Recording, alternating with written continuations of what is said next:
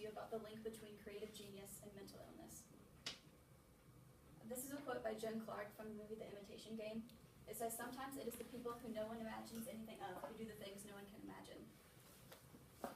I think this quote perfectly describes a genius, but before you can find the link between genius and mental illness, you have to know what a genius is. So the true definition of a genius, it can be taken two ways. You can look at exceptional achievement or the intelligence quotient test. Countless artists, musicians, scientists, and composers have achieved extraordinary accomplishments.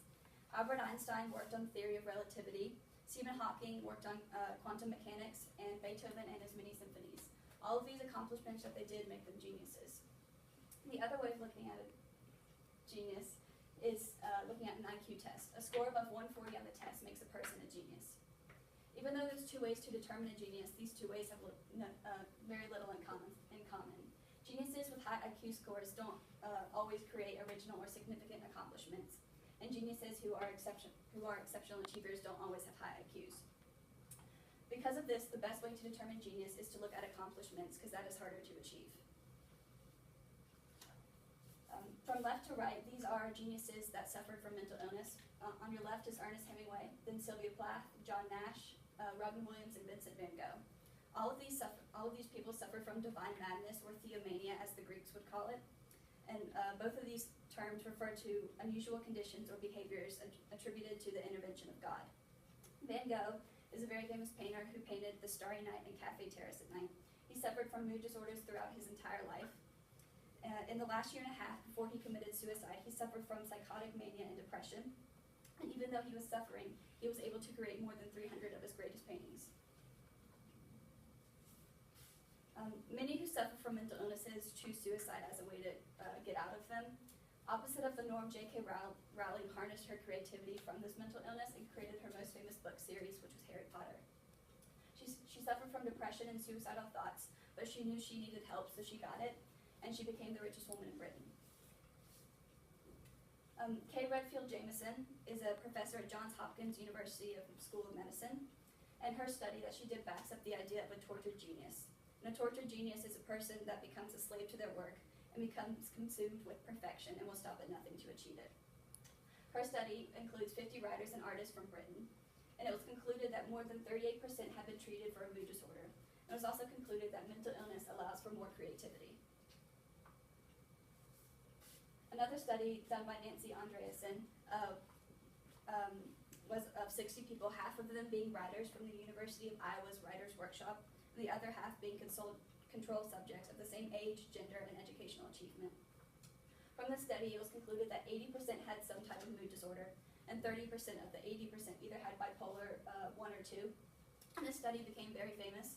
It was replicated by many, and they all got pretty much the same results. And it was concluded that writers almost always had high rates of a variety of mental illnesses, including depression, mania, panic attacks, anxiety, and drug abuse. Dean Keith Simonton did a review of literature in 2005 of the link between genius and mental illness, and it was found out that on the Minnesota Multifaceted Personality Inventory, writers tend to receive higher scores on the psychopathy-related section of the test. He also concluded that on the ESYNC personality questionnaire, artists and psychologists tend to receive higher scores on the test psychotism scale, which that means that artists and psychologists tend to be more egocentric, impulsive, mean, and stubborn. And on the Cattle 16 personality factor questionnaire, scientists scored higher on parts of the test that showed that they were antisocial, precise, and solemn. So in conclusion, there is a link between mental illness and genius, but some think differently. Many believe that the studies conducted are inconsistent and depend highly on subjective and anecdotal accounts. Scott Kaufman, he believes that the studies done by Nancy and Kay, they only deal with specialized groups of writers and artists, which makes the link seem more prominent. And he also believes that the methodologies that they used during the study are weak and inconsistent. A study done by Simon Kjaga upholds what Kaufman says, and the study used 1.2 million Swedish people over the course of 40 years. And with the exception of bipolar disorder, individuals in artistic and scientific occupations were not more likely to suffer from mental illness. John Nash, he was a famous Nobel laureate and mathematician. He had a movie about his biopic called A Beautiful Mind, and it showed how schizophrenia shut down his creative genius and made him dysfunctional. This is just one real-life example of how mental illness does not always make a person more creative. These people that think that there isn't a link are wrong. The amount of genius and the amount of disease is different for every individual. If someone's diagnosed with depression, they won't have the same symptoms and treatment as another person diagnosed with depression. So even though many people can be diagnosed with a certain disease, depending on their job or trade, they can be affected differently. One example is artists. Their minds don't have to be as precise. They're allowed to be more creative and free when they work. So mental illness will not have a harmful effect on them. It would allow them to be more creative. While scientists and mathematicians have to be precise, and they're always working their brain to the fullest extent and thinking in numbers. Mental illness will most likely harm them more and affect their work more than it would in artists. In conclusion, there is a link between creative genius and mental illness. Though better medicine can be made and tested in order to help geniuses harness their creativity while undergoing mental illness treatment. So if there was a better treatment, John Nash would have been able to make more happen in mathematics and maybe received more Nobel Peace Prizes or other awards. And he would have been able to combat his disease and be able to work longer. More studies can also be done using unconventional geniuses. As stated earlier, many of these studies only used artists and writers. And more needs to be done with mathematicians or scientists or people with other jobs or trades.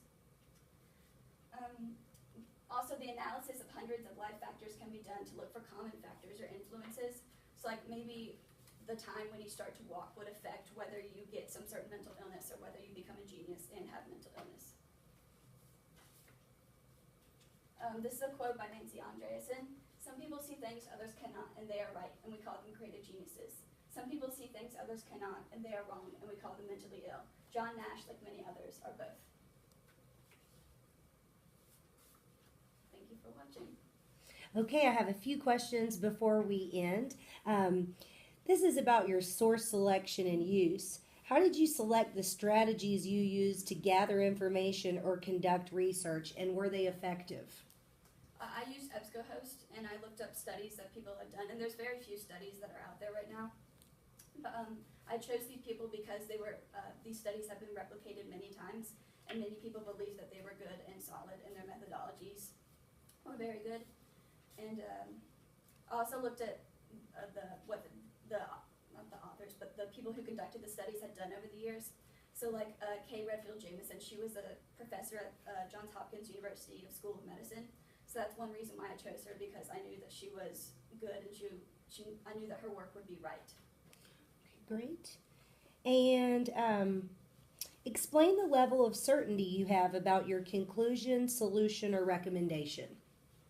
I'm pretty certain that there is a link between mental illness and genius.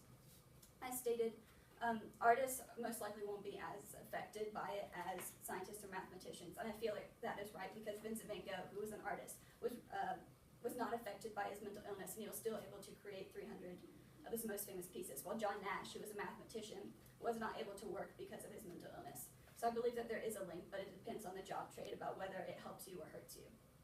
Okay, thank you very much.